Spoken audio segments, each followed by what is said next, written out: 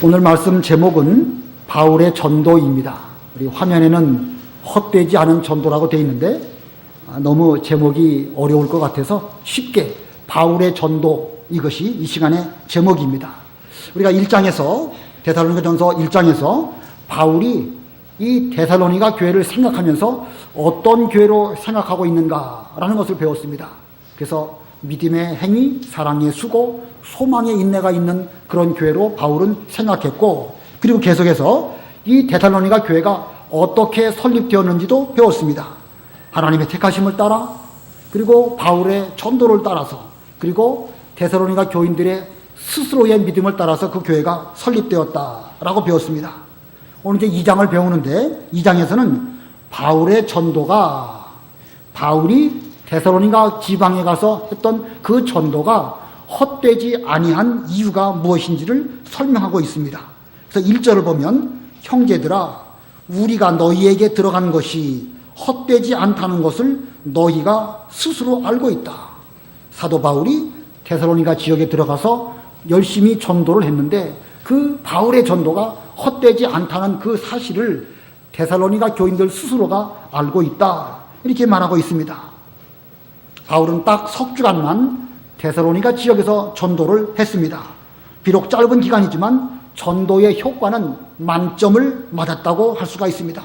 그래서 그 결과대로 믿음의 행위, 사랑의 수고, 소망의 인내가 있고 스스로 믿음을 잘 지키는 이런 교회가 되었기 때문에 바울이 그 지역을 떠나간 이후에도 그들은 하나님을 잘 섬기고 그 믿음의 소문이 온 지역에 널리 퍼져나가게 되었고, 그러한 소문들을 바울이 들으면서 하나님께 감사한 내용들을 우리가 이 앞부분에서 배웠습니다. 자, 이렇게 바울은 딱 석 주간만 거기에서 복음을 전했는데 이렇게 좋은 열매를 거뒀는데, 그렇다고 한다면 우리는 어떨까? 현재 우리의 복음을 전하고 복음을 받고 이런 가운데 있는데 우리의 형편은 어떠할까? 요새 우리 교회 대신방하고 있는데 신방하는 가운데 제가 아주 뼈저리게 느끼는 것이 무엇이냐면, 대부분 다 우리 교회에서 30년 혹은 40년 이상씩 계신 분들이 거의 다 많이 계시는데, 그런데 그분의 자녀들은 지금 현재 함께 신앙생활을 하고 있지 않은 이런 어려운 가운데 있습니다. 물론 이것은 상대원 교회만의 문제가 아니에요. 대한민국에 있는 우리 교회마다 다 그와 같은 문제들을 안고 있습니다. 아무튼 그러나 이 우리의 문제는 무엇이냐? 우리가 이렇게 귀한 진리를 오랫동안 잘 받았는데 어찌해서 우리의 신앙의 열매는 지금 현재 이런 상태 가운데 있는가? 바울은 딱 석 주간만 복음을 전했음에도 불구하고 이렇게 좋은 열매를 맺었는데 왜 우리와 우리의 자녀들은 하나님의 일에 이렇게 어려움을 겪고 있을까? 우리가 이런 현재 우리를 생각해 보면서 오늘 바울이 어떻게 전도했기 때문에 효과적인 전도를 했는지를 본문에서 잘 배워서 우리 부모님들이나 또 주일학교 선생님들도 바울처럼 복음을 전하시는 우리들이 다 되시기를 바랍니다. 그래서 지금까지는 비록 우리가 잘 못하면 소홀한 면이 있을지 몰라도 오늘 이 말씀을 배운 이후부터는 이 말씀대로 하나님의 복음을 가르치고 전하는 여러분들이 다 되시기를 바랍니다. 오늘 본문을 유심히 보면 이 바울이 데살로니가 전서에 데살로니가에서 어떻게 전했는지 세 가지를 말하고 있습니다. 그 4절을 보면은요, 우리는 하나님께 인정을 받아 복음 전할 부탁을 받은 자들처럼 말하니, 자, 하나님께 복음을 부탁받은 사람처럼 일했다. 이게 첫 번째고요. 두 번째는 7절의 끝에 보면 유모가 자기 자녀들을 기르는 것 같이 했다. 그러니까 유모가 자기 자녀를 기르는 것 같이 전했단 말입니다. 이게 두 번째고요. 세 번째는 11절 보면 너희도 아는 대로 우리는 너희 각 사람을 대할 때 아버지가 자기 자녀에게 하듯 너희를 권면하고, 세 번째는 아버지가 자기 자녀를 대하듯 그렇게 복음을 전했다, 이렇게 말하고 있습니다. 첫 번째는 하나님께 부탁을 받은 자처럼, 두 번째는 유모가 자기 자녀를 기르는 것처럼, 세 번째는 아버지가 역시 자기 자녀를 대하듯이 그렇게 복음을 전했기 때문에 좋은 전도의 열매를 거두게 된 것입니다. 이 세 가지를 이 시간 배워보도록 하겠습니다. 자, 첫 번째 대지, 하나님께 부탁받은 자처럼 할 것. 그러니까 우리도 복음을 전할 때에 하나님께서 우리에게 부탁하신 그런 부탁받은 자처럼 하는 거예요. 부탁받은 자처럼 한다. 처럼이라는 말은 사실은 안 그런데 그렇게 하라 그런 뜻이 아니고, 실제로 우리가 하나님으로 말미암아 이런 복음 전하는 부탁을 받았는데 그것을 마음에 담아두고 하나님이 나를 이 복음 전하는 자로 세우셨으니까 그걸 기억하면서 그렇게 복음을 전하는 것입니다. 본문 4절 보겠습니다. 본문 4절. 우리는 하나님께 인정을 받아 복음 전할 부탁을 받은 자처럼 말하니 이는 사람들을 기쁘게 하라는 것이 아니라 우리의 마음을 감찰하시는 하나님을 기쁘시게 하려는 것이다. 바울이 예수 믿는 성도들을 핍박하는 가운데 있었을 때에 주님께서 그에게 강한 빛으로 찾아오시고 바울을 그 예수님 앞에 굴복하게 하셨습니다. 그리고 예수님은 그를 이방인의 사도로 세우셨습니다. 그래서 바울은 복음을 전할 때 항상 성령의 인도로 따라갔습니다. 자, 예수님이 세우셨고 하나님으로 말미암아 이방인의 사도의 직분을 받았고, 그리고 그 복음을 전할 때에 성령의 인도를 따라갔습니다. 바울이 복음을 전할 때에 이제 밤에 환상 가운데 보니까 마게도니아 사람 하나가 서서 손짓을 하면서 우리에게로 건너와서 우리를 도와라, 이렇게 그 환상을 보았습니다. 바울은 그것이 성령의 감동인 줄을 알고 이 소아시아 지역을 떠나서 에게해를 건너서 먼저 빌립보 지역에 와가지고 거기서 복음을 전했습니다. 자, 성령의 부르심을 따라서 빌립보를 거쳤고 그리고 데살로니가 지역으로 와서 복음을 전했습니다. 자, 그는 복음 전도의 사명을 하나님께서 자기에게 부탁하신 줄로 알았기 때문입니다. 하나님께로 말미암아 복음 전하는 부탁을 받은 사람이라고 한다면 어떤 태도로 복음을 전할까? 자, 본문은 여러 가지로 설명하고 있지만 두 가지로 간략하게 요약을 하겠습니다. 그 중에 첫 번째는 담대히 전한 것입니다. 하나님께서 복음을 전하라 하는 부탁을 받았으니까 그는 그 앞에 여러 가지 환난, 핍박, 두려운 일들이 있다 할지라도 담대하지 않을 수가 없습니다. 왜냐하면 보내신 분은 하나님이시고 성령께서 지금도 인도하시고 우리에게 그런 직분을 주신 분은 예수님이시기 때문에 그 하나님 아버지 앞에서 비록 외부적으로는 핍박이 많아도 담대할 수밖에 없는 것입니다. 그래서 본문 2절 보면 그렇게 말하고 있습니다. 본문 2절 다 같이 합독하십니다. 시작. 너희가 아는 대로 우리가 전에 빌립보에서 고난과 모욕을 당하였으나 많은 싸움 중에 하나님 안에서 하나님의 복음을 너희에게 담대히 전하였다. 자, 하나님의 복음을 너희에게 담대히 전하였다. 빌립보에서도 고난과 모욕을 당했고 거기서 많은 싸움 중에 하나님의 복음을 전할 때에 하나님께서 부탁하신 그 복음이므로 담대하게 복음을 전했다. 자, 빌립보는 바울이 데살로니가로 오기 바로 직전에 전도했던 장소입니다.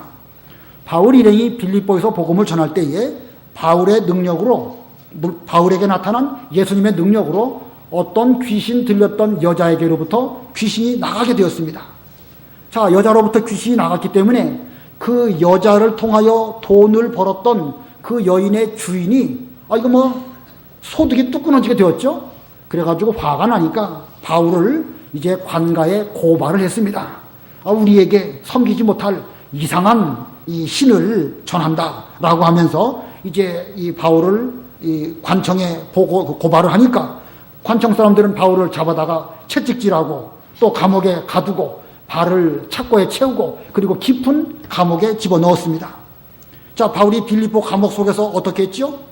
그는 그 가운데에서 한밤중에 기도하며 찬송할 때에 그 찬송 소리를 죄수들이 듣게 되었고 갑자기 큰 지진이 일어나서 그 문이 열려지고 자기를 묶었던 쇠사슬이나 또 착고가 풀어지게 되는 그런 능력이 나타나게 되었습니다. 자, 그는 비록 고난과 모욕을 당하는 그런 가운데서도 담대했기 때문에 하나님의 능력이 그에게 나타나게 되었고 그 능력으로 모든 결박이 풀어지게 되는 이런 은혜를 입게 되었습니다. 자, 그 뒤에 어떻게 되었죠? 이 간수가 이 죄수가 지금 도망가는 줄로 착각을 한 거예요. 그렇기 때문에 이 죄수가 도망가는 책임을 자기가 져야 되기 때문에 차라리 이제 그 책임을 지느니 죽는 것이 낫겠다라고 생각하면서 자기가 목숨을 끊으려고 하는 그 순간 사도 바울이 소리를 지르죠. 우리는 아직도 이 안에 있으니까 내 몸을 손상시키지 말아라. 그렇게 하니까 그 간수가 바울 앞에 와서 넙죽 절하면서 우리가 어떻게 해야 구원을 얻으리까? 바울이 뭐라고 말하죠? 주 예수를 믿으라. 그리하면 너와 내 집이 구원을 얻으리라. 아주 귀중한 복음을 그 간수에게 말하니까 간수가 자기 집으로 사도 바울을 데리고 가고 그 채찍에 맞은 곳을 잘 씻어주고 또 잘 대접을 하고 그 밤에 거기서 말씀을 듣고 세례를 받습니다. 그래서 온 집안이 다 예수를 믿는 이런 놀라운 역사가 나타나게 된 것입니다. 자, 바울은 감옥에 들어가서도 거기서도 담대하게 기도하고 찬송하니까 하나님의 능력이 나타나게 되었고 그 능력으로 간수의 마음이 움직이게 되었고 그 간수가 구원받는 이런 일이 일어나게 된 것입니다. 자, 바울은 담대했습니다. 빌립보에서 이제 복음을 전하다가 그 뒤로 데살로니가로 오게 되었는데 데살로니가에서는 유대인들이 또 바울을 핍박을 했습니다. 그래서 바울은 석주간만 복음을 전하고 베레아라고 하는 곳으로 옮겨가게 되었습니다. 바울이 유대인의 핍박을 두려워해서 데살로니가에서 베레아로 옮겨간 것인가? 두려워서 그런 거 아니죠? 예, 복음을 위하여 담대해야 될 때는 바울이 얼마든지 담대했지만 그럴 필요가 없을 때는 굳이 유대인들하고 싸울 필요가 없어서 그 데살로니가를 떠나서 베레아로 옮기게 된 것입니다. 자, 이렇게 하나님으로 말미암아 복음 전하는 부탁을 받은 그런 바울은 담대함으로 복음을 전하게 된 것이 첫 번째 소지입니다. 두 번째 소지는 순수한 복음만 전함. 순수한 복음만 전함. 본문 3절 보겠습니다. 우리의 권면은, 여기 권면이라는 것은 하나님의 말씀을 전하는 것은 기만이나 불순함에서 나온 것이 아니며 속임수에서 나온 것도 아니다. 순수한 복음을 전했다는 거예요. 4절 5절 우리 다 같이 합독하십니다. 4절 5절 시작. 우리는 하나님께 인정을 받아 복음 전할 부탁을 받은 자들처럼 말하니 이는 사람을 기쁘게 하려는 것이 아니라 우리의 마음을 감찰하시는 하나님을 기쁘시게 하려는 것이다. 너희도 아는 것 같이 우리는 어느 때든지 아첨의 말을 하거나 탐심의 탈을 쓴 적이 없으니 하나님께서 우리의 증인이시다. 자, 바울은 하나님께서 자기의 마음을 감찰하시는 하나님으로 알았습니다. 감찰이란 말이 뭐죠? 감찰. 자세하게 들여다본다는 거예요. 거울을 통해서 그 사람의 마음 상태가 어떤지 하나님은 지금 감찰하시니까 바울은 그 하나님 앞에서 복음을 전할 때에 순수하게 사람을 기쁘게 하려고 아첨하거나 술수로 속임수로 예수 믿으면 복 받는다 그렇게 사탕 발림으로 그런 말 하지 않고 순수한 복음을 그대로 전했다는 것입니다. 자, 이렇게 하나님의 복음을 섞지 않고 순수하게 전할 때에 그 말씀에 생명력이 있고 그 말씀이 죽은 영혼을 살리는 능력의 말씀이 되는 것입니다. 그렇기 때문에 사도 바울이 거기서 석주만 전했을지라도 데살로니가 교회가 좋은 교회가 되었고 그 교회에서 이 좋은 믿음의 사람들이 많이 나오게 된 것입니다. 우리도 이 복음을 전할 때에 이 복음에 인위적인 무엇을 섞으면 그것은 복음의 순수성을 잃어버리게 되는 것이고 섞은 그만큼 이미 다른 복음이 되는 겁니다. 다른 복음, 여러분 많이 들어보신 표현이죠? 갈라디아서에 보면 다른 복음이라는 표현이 나오는데 그 다른 복음은 그 조금만한 것이 거기에 있다 할지라도 이미 생명력이 없는 것입니다. 우리는 물 먹을 때 물에 흙탕물이나 더러운 것이 한 방울만 들어가면 그 먹습니까? 안 먹습니까? 안 먹죠. 이 복음은 더더군다나 그렇습니다. 순수한 복음이라야 되는 것이지 여기에 기만, 불순함, 속임수, 사람을 기쁘게 하는 아첨의 말, 탐심의 탈 이런 것들이 있다고 한다면 이것은 심각한 문제가 되기 때문에 우리는 하나님께 복음 전하는 부탁을 받은 자로서 먼저는 담대하게 전해야 되겠고 두 번째는 순수한 복음만을 전하는 그런 우리들이 되어야 할 것입니다. 우리 학생들에게 이 공과 공부로 가르쳐 줄 때에 이런 분별력을 갖도록 잘 일깨워주면 참 좋은 교육이 될 것입니다. 어느 면에서 보면은요, 학생들도 알아요. 교회에서 자기들에게 선물이나 많이 주고 여러 가지 재미있게 하는 거 그게 좋은 교회가 아니라는 것을 본인들도 어느 정도 압니다. 생각이 있는 학생이라고 한다면 아는 거예요. 그러니까 우리 선생님들께서 학생들에게 공과 공부해 주실 때에 어느 교회가 좋은 교회냐? 여러 가지 재미있게 해주고 오락이나 게임 많이 해주고 그 성경은 가르쳐 주지 않으면서 선물이나 많이 주는 교회가 좋은 교회냐? 재미는 없을지라도 하나님의 말씀을 순수하게 가르쳐주는 그런 교회가 좋은 교회냐? 좀 잘 일깨워 주셔요. 그러면요, 그 아이들도 벌써 초등학교 1학년만 돼도 다 알게 되는 것입니다. 물론 그렇다고 해서 다른 교회 비방하면서 우리 교회만 좋다 이렇게 말하면 오히려 역효과가 날 수도 있습니다. 아무튼 참 교회는 성경을 순수하게 가르치는 교회가 참 교회라 하는 것을 잘 일깨워 주셔서 그들이 나중에 성인이 되었을 때에도 신앙적인 분별력을 가져서 이제 그들이 혹시 우리 상대원 교회를 떠나 다른 데 가갖고 신앙생활을 한다 할지라도 영적 분별력을 유지하는 그런 학생들이 되도록 잘 가르쳐 주시면 고맙겠습니다. 자, 두 번째. 첫 번째는 하나님께 복음 전할 부탁을 받은 자처럼 말했다. 그렇게 전도했다는 것이고, 두 번째는요, 그 유모가 자기 자녀를 기르는 것 같이 할 것. 우리가 전도할 때에 유모가 자기 자녀를 기르는 것 같이. 7절에 그랬죠? 7절 끝에 유모가 자기 자녀들을 기르는 것 같이 하였다. 여기 유모. 우리는 일반적으로 유모 그러면 다른 사람 집 아기들을 젖먹이는 사람을 유모라고 하는데, 본문에 기록된 유모는 그저 젖먹이는 아기 엄마 그런 뜻이에요. 남의 아기를 데려다가 젖먹이는 사람을 말하는 것이 아니고 자기 아기에게 젖먹이는 아기 엄마를 가리키는 것입니다. 그렇기 때문에 거기에 자기 자녀들을 그랬죠. 자기 자녀들을.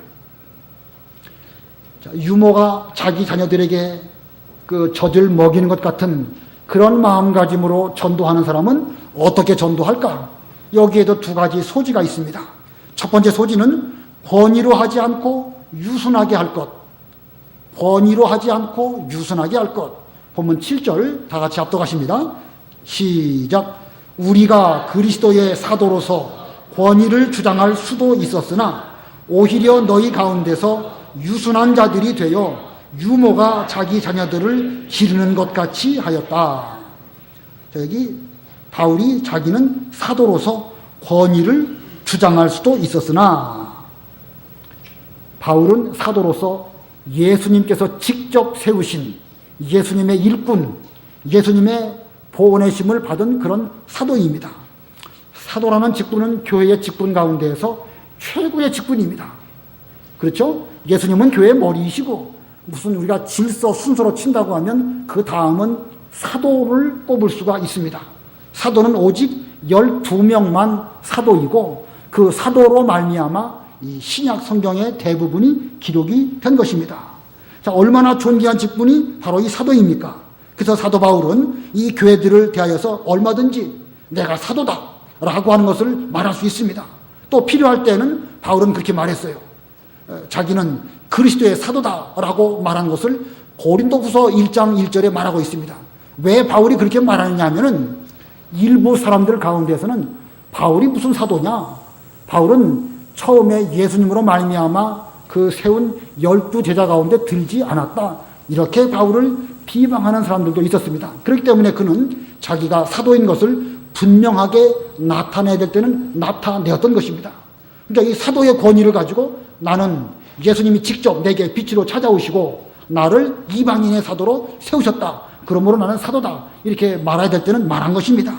그러나 이제 그렇게 그 자기의 사도의 권위를 가지고 해야 될 때는 해야 되겠지만, 일반적으로는 그는 유순하여 유모가 자기 자녀를 기르는 것이 하였다. 이렇게 말하고 있습니다. 자, 그거 보면 권위라는 것이 꼭 필요할 때는 우리는 권위를 사용해야 될 것입니다. 선생님으로서의 권위 필요합니다. 목사의 권위도 필요하고, 또 장로의 권위도 필요하고, 대통령의 권위도 필요하고, 또 부모로 그 자녀들에게 권위를 써야 될 때는 써야 되는 것입니다. 또 나이 드신 분으로서 권위, 그것도 필요합니다. 그러나 실제로 속에는 어떤 들은 것이 없으면서도 권위만 내세운다고 하면 절대 존경을 받지 못하고, 오히려 그런 권위를 내세우는 사람은 비웃음을 당할 수도 있는 것입니다. 그런 면으로 놓고 볼 때에 권위는 필요하지만 권위주의는 결코 좋은 것이 못 됩니다. 그러므로 우리는 꼭 필요할 때에만 권위를 써먹고, 보통은 우리의 권위를 내려놓아야 됩니다. 예수님도 권위를 가지고 때로는 베드로를 혼내시거나 또 사탄아 내 뒤로 물러가라 이렇게 두려운 말씀도 하셨지만 그러나 일반적으로 볼 때는 예수님은 권위주의자는 절대 아니십니다. 오전에 요한복음 13장을 인용했지만 그 13장을 보면 예수님의 사랑하시는 제자 하나가 예수님의 품에 의지하여 누웠는지라. 자, 예수님의 사랑하시는 제자 누굴 가리키죠? 사도 요한이죠. 요한은 그 성찬 예식을 행하는 그때에 예수님의 품을 의지하여 누웠다고 그랬어요. 무슨 뭐 사도 요한이 그 당시에 어린 아이는 아니에요. 물론 12제자 가운데에 가장 어린 사람이기는 하지만 그래도 성인입니다. 그러나 그는 예수님의 품에 의지하여 누웠다. 이거 보면 예수님과 사도 요한의 관계가 얼마나 다정다감한 관계인지를 잘 보여주고 있습니다. 예수님은 아주 유순하신 그런 모습으로 제자들을 잘 대하셨기 때문에 제자들이 예수님에게 스스럼 없이 질문을 하기도 했습니다. 너무 권위를 내세우는 사람은요, 말 붙이기도 어렵고 권위주의자는 가까이 하기도 어렵습니다. 그러나 예수님은 절대 그런 권위주의자가 아니었기 때문에 다른 사람들이 예수님에게 여러 번 질문한 내용들이 성경에 많이 있습니다. 어떤 율법학자가 예수님에게 나와서 내가 무엇을 하여야 영생을 얻으리까 질문하지요. 자, 그거 볼 때에 물론 그 영생이라는 그 어려운 질문을 한 것도 의미가 있지만 그 율법학자가 당시에 랍비로 인정받고 있는 예수님에게 그 문제를 가지고 와서 여쭤보았다. 그만큼 예수님은 다정다감하신 그런 분이셨다는 것을 성경이 우리에게 보여주는 것입니다. 자, 우리도 그러므로 예수님과 같아야 됩니다. 우리 일반적으로 유교 문화권에 있는 선생님, 부모, 임금, 군사부 일체 해가지고 그거 뭐 감히 그림자도 못 밟는 이런 문화가 우리에게 있습니다. 저는 유교 문화가 우리나라에 상당히 좋은 면으로 영향을 미친 것으로 생각이 되어지긴 하지만 그러나 부분적으로 볼 때는 지나친 권위주의 이런 것들이 나도 모르는 사이에 우리의 생활 가운데 젖어 있습니다. 그러나 우리는 이런 유교의 좋은 면 우리가 잘 살려야 되겠지만 폐단은 버려야 되는 것입니다. 이 권위주의 정말 우리나라의 권위주의 아주 심각하지요. 그리고 저는 권위주의 때문에 저는 직장도 옮겨온 사람이에요. 아니, 전에 직장 생활하는데 점심시간에 식당에서 밥을 먹는데 뭐 나이 드신 분이라고 다 밥 타다 주고 젊은 사람들은 줄 서야 되고 그런 걸 보면서 이 도대체 이게 사회가 이게 왜 이러는가 영 못마땅하더라고요. 뭐 꼭 그것 때문에만 직장을 그만둔 건 아니지만 그것도 마음에 안 들었어요. 이 권위주의 우리는 버려야 되는 것입니다.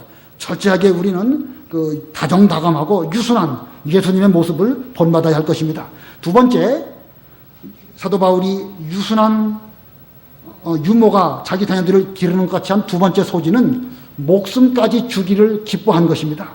본문 8절 다 같이 합독하십니다. 시작. 우리가 너희를 이같이 사모하여 하나님의 복음뿐만 아니라 우리의 목숨까지도 너희에게 주기를 기뻐하였으니 이는 너희가 우리의 사랑을 받는 자들이 되었기 때문이다. 자, 바울은 지금 이 데살로니가 교인들을 사모합니다. 너희를 이같이 사모하여 하나님의 복음뿐만 아니라 우리의 목숨까지도 너희에게 주기를 기뻐하였으니 이는 너희가 우리의 사랑을 받은 자들이 되었기 때문이다. 자, 유모가 자기 자녀를 얼마나 사랑합니까? 그럼 모든 것을 다 줄 뿐만 아니라 목숨까지도 줄 수 있는 것이 아기 엄마의 그런 정신인 것입니다. 바울은 그와 같이 데살로니가 교회 성도들을 사랑했고 그들에게 복음을 전했습니다. 바울은 지금도 그 데살로니가 교인들을 사모하고 지금도 복음뿐만 아니라 원한다고 하면 필요하다고 하면 바울의 목숨까지도 바칠 이런 준비가 되어져 있는 그런 사랑을 가지고 있었습니다. 자, 우리들이 이 학생들에게 이런 태도로 우리가 복음을 전한다고 하면 한 심령도 잃어버릴 심령이 없을 것입니다. 뭐 주일학교 선생님들 뿐만 아니라 우리 목사나 또 뭐 우리 부모님들이나 다 마찬가지예요. 지역장이나 우리가 우리에게 맡기신 하나님의 양무리들에게 이 복음을 전할 때에 유순한 이런 그 태도로 해야 되겠고 또 목숨까지도 줄 그런 마음가짐으로 한다고 하면 한 심령도 잃어버리지 아니하고 예수님에게로 바로 인도할 수 있을 것입니다.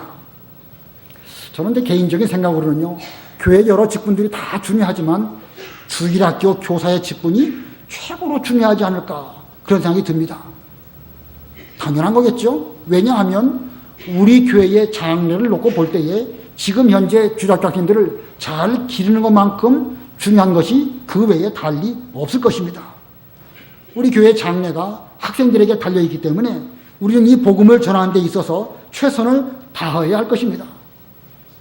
카터 대통령이 대통령 하면서도 주일학교 선생님 했다는 거 여러분 잘 알고 계시죠?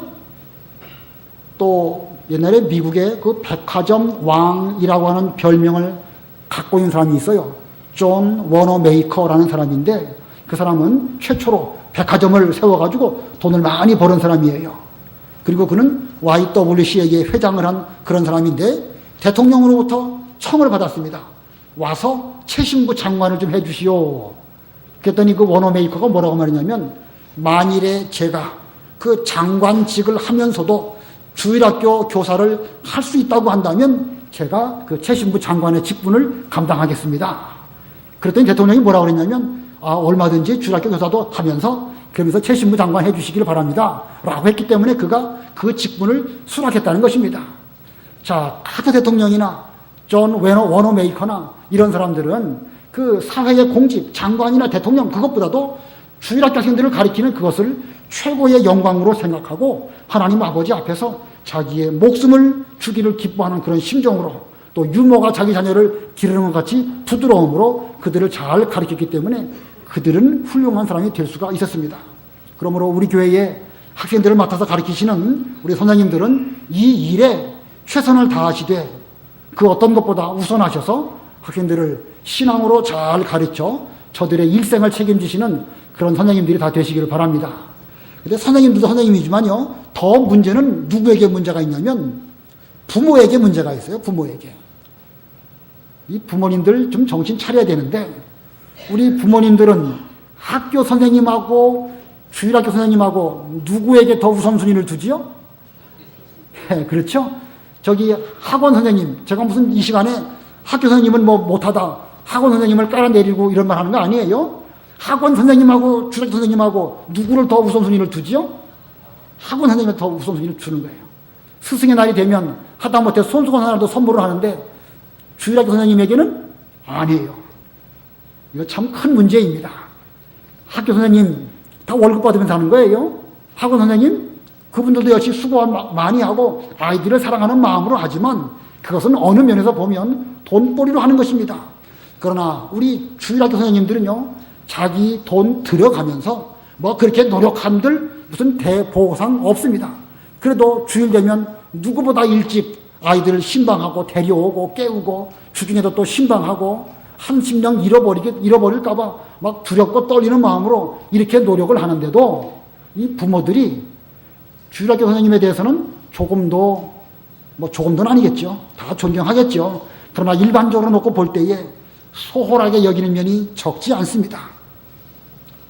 이제 스승의 날 가까워 오는데 그때 가갖고 제가 여러분 주일학교 선생님들에게 좀 선물 좀 하세요. 이렇게 말하면 너무 좀 그렇죠. 그죠? 미리 얘기하는 거예요. 미리 얘기하는 겁니다. 그때 가갖고 말하면 좀 멋쩍으니까 지금 말씀드리거니와 우리 교회의 학생들을 위하여 수고하시는 선생님들에게 좀 우선순위를 두고 학교 선생님보다 좀 더 큰 선물을 해야 마땅하지 않을까. 뭐 그렇다고 해서 큰 선물 보따리 주십시오라는 뜻으로 말하는 건 아니에요. 좀 존경하는 마음을 가지고 신앙적으로 좀 협력하는 여러분들이 되어야 여러분의 자녀가 앞으로 20년, 30년 뒤에 신앙 위에 제대로 서게 되는 것입니다. 보통 보면은요, 공부가 먼저예요. 신앙은요, 두 번째, 세 번째입니다. 그러니까 나중에 가갖고 안타까운 마음으로 우리 자녀들이 신앙생활 잘하기를 바라지만 이미 그때가 되면 돌이키기가 어려운 그런 상황이 될 것입니다. 그러므로 지금부터 신앙을 먼저 하고 공부는 그 뒤로 해도 그거 괜찮습니다. 고등학교 2학년, 3학년만 가면 공부가 먼저예요. 그래서 대학 들어간 다음에 그 다음에 교회도 가고 그러는데 이미 그때부터 어그러지고 그때부터 늦은 것입니다. 고3 때 주일을 못 지키는 사람이 그 뒤에 주일 잘 지킬 수 있을까요? 천만의 말씀입니다. 학생 때는 오히려 주일 지키기가 쉬워요. 나중에 군대 갔다 오고 직장 다니고 결혼하고 그때 되면은요, 훨씬 더 주일 지키기가 어려운 상황을 만나는데 그때 가면 놓치게 되는 것입니다. 고3이라 할지라도 철저하게 주의를 지켜라. 이렇게 가르쳐야 그 뒤에 가서도 주일 문제나 신앙 문제를 양보하지 않고 끝까지 믿음을 지키게 되는 것입니다. 아무쪼록 우리 부모들이 이 신앙 교육에 최우선순위를 두어야 제대로 되는 것입니다. 자, 그 다음에 세 번째로 바울 전도는 어떤 전도였는가? 세 번째는 아버지가 자기 자녀에게 하듯 전도하였습니다. 아버지가 자기 자녀에게 하듯 할 것. 자, 복음을 전하는 자에게는 한편으로 유머처럼 유순하고 부드러운 그런 면이 있어야 되는 것이지만 또 한편으로는 아버지와 같은 그런 면이 있어야 되는 것입니다. 부드러운 면도 있어야 되겠고 엄한 면도 있어서 양면이 겸비될 때에 올바른 신앙 인격을 길러줄 수가 있습니다. 사도 바울은 어느 면에서는 유머처럼 유순하게 대한 면도 있지만 때에 따라서는 아비와 같이 또 엄하게 그들을 기른 그런 면이 있는데 여기에도 두 가지 소지가 있습니다. 아버지가 자기 자녀에게 하듯 했는데 어떻게 했는가? 첫 번째는요, 밤낮으로 일하면서 복음을 전함. 본문 9절입니다. 제가 보겠습니다. 형제들아, 너희가 우리의 수고와 고생을 기억할 것이다. 우리는 너희 가운데 누구에게도 폐를 끼치지 않으려고 밤낮으로 일하면서 너희에게 하나님의 복음을 전하였다. 밤낮으로 일하는 이 모습은 곧 아버지의 모습입니다. 자녀들은요, 아버지가 열심히 일하는 그 모습을 보면서 감동도 받고 아버지가 나를 위해서 얼마나 뼈 빠지게 일하는가라고 생각하면서 자신도 자기의 본분을 철저하게 잘하는 것입니다.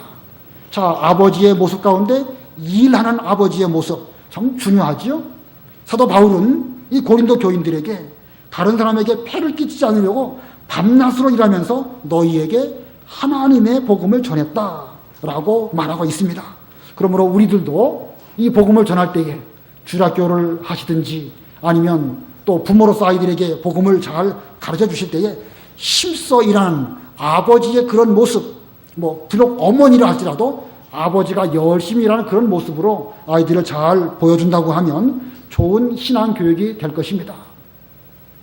남자는 좀 이마에 땀을 흘려서 열심히 일하는 그 모습에서부터 남자의 어떤 아름다운 모습을 발견하게 되는 거 아니겠습니까? 저는 향내 나는 향수 뿌리는 그런 남자보다 좀 땀 냄새가 나는 그런 사람이 더 좋아 보입니다. 제가 그런 말을 했더니 저희 집사람이 남자 몸에서 땀 냄새 나는 게 뭐가 좋다고 그러느냐 그렇게 말하는데 그 의미가 있는 거예요.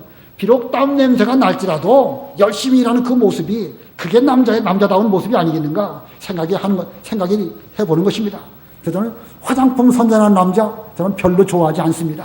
그다음에 두 번째로 아버지가 자기 자녀에게 하는 그 전도 두 번째는요, 경건하고 옳고 흠이 없이 행함.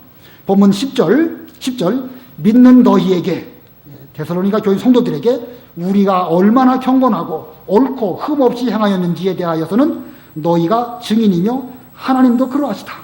너희도 아는 대로 우리는 너희 각 사람을 대할 때 아버지가 자기 자녀에게 하듯 너희를 권면하고 위로하며 너희에게 증거하였으니 이는 너희를 불러 자신의 나라와 영광에 들어가게 하시는 하나님께 합당히 행하게 하려는 것이다.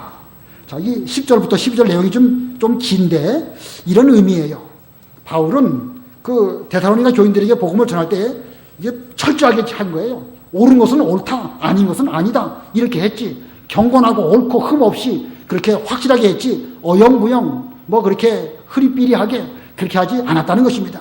이게 아버지의 강직한 면이 필요한 것이에요. 유순한 유머와 같이 괜찮다, 수고했다, 위로하고 격려하고 그것도 필요하지만 어떤 경우에 잘못하면은요, 냉정하게 책망해서 그건 안 된다 라고 분명하게 일러주어야 그 아이들의 강직한 신앙 인격을 길러주게 되는 것입니다. 그렇기 때문에 우리의 자녀들을 기를 때는 어머니의 역할도 필요하고 아버지의 역할도 필요한 것처럼 신앙적으로 우리 자녀들을 기를 때에도 어머니와 같은 그런 유순한 면도 필요하지만 또 다른 면에서는 경건하고 옳고 흠이 없고 분명하고 신앙 문제에 대해서는 양보하지 않는 이런 면으로 강직하게 길러야 우리의 자녀들도 바른 신앙생활을 할 수 있게 되는 것입니다. 자, 그래서 그 12절 하반절에 보면 이는 너희를 불러 자신의 나라와 영광에 들어가게 하시는 하나님께 합당히 행하게 하려는 것이다. 바울 전도의 궁극적인 목적은 데살로니가 교인들이 하나님께 합당히 행하게 하려고 할 이런 복음 전하는 일들을 잘했다는 것입니다. 그러므로 바울의 목표는 하나님과 하나님의 교회에 유익을 들여서 그들로 하여금 합당한 신앙생활을 하게 하려고 이렇게 복음을 쭉 전했기 때문에 사도 바울은 기독교 역사에 있어서 그만큼 훌륭한 사람이 없을 정도로 그렇게 위대한 사람이 된 것입니다. 오늘 바울의 전도에서 배웠습니다. 바울의 전도는 헛되지 않은 전도였는데 그의 전도가 헛되지 아니한 이유 세 가지를 배웠죠. 소지가 각각 2개씩 있는데 소지는 그냥 접어두고 너무 많으면 기억이 안 되니까. 자, 대지만 생각해 보겠습니다. 본문에 있으니까. 첫 번째가 뭐라고 그랬습니까? 하나님께 부탁받은 자처럼 말한다는 거예요. 자, 하나님께 부탁을 받았으니까 복음 전하는 부탁을 사람으로 말미암아 받은 것이 아니고 하나님으로 말미암아 우리에게 받았으니까 우리는 담대하게 말하는 것입니다. 또 우리는 그렇게 말할 때에 하나님 앞에서 하나님을 기쁘시게 하려는 그런 목적으로 또 말할 수 있고 순수한 복음만 전하게 된 것입니다. 두 번째는 무엇이지요?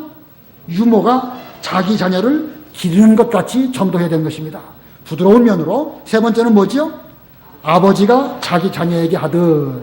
자, 우리 주일학교 선생님들, 또 어머니들, 또 부모님들 다 이와 같은 모습으로 여러분의 자녀들에게 말씀을 잘 전해 주어서 사도 바울로 말미암아 복음을 받은 데살로니가 교인들이 훌륭한 인격을 겸비하게 된 것처럼 우리의 자녀들, 우리 교회의 우리 주일학교 학생들이 이와 같은 인격으로 잘 길러낼 수 있는 우리들이 다 되기를 바랍니다.